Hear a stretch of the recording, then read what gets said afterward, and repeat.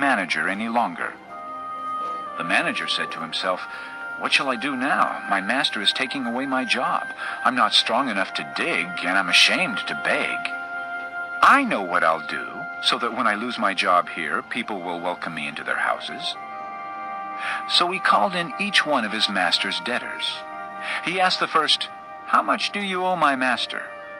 800 gallons of olive oil, he replied. The manager told him, "Take your bill, sit down quickly, and make it 400. Then he asked the second, "And how much do you owe?"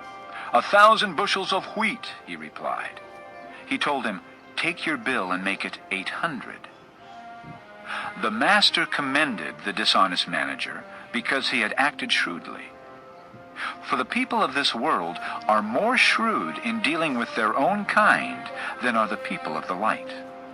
I tell you, use worldly wealth to gain friends for yourselves, so that when it is gone, you will be welcomed into eternal dwellings.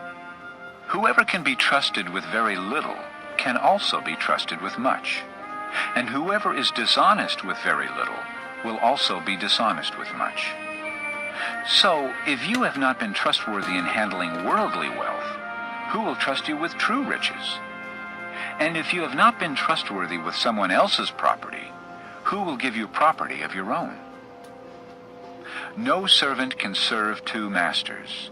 Either he will hate the one and love the other, or he will be devoted to the one and despise the other. You cannot serve both God and money." The Pharisees, who loved money, heard all this and were sneering at Jesus. He said to them, "You are the ones who justify yourselves in the eyes of men, but God knows your hearts.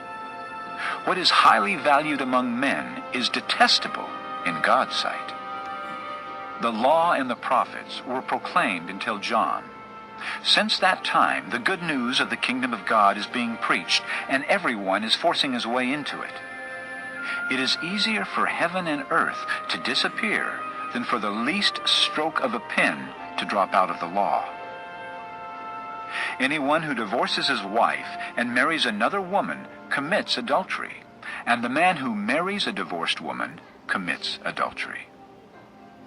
There was a rich man who was dressed in purple and fine linen and lived in luxury every day. At his gate was laid a beggar named Lazarus, covered with sores and longing to eat what fell from the rich man's table. Even the dogs came and licked his sores.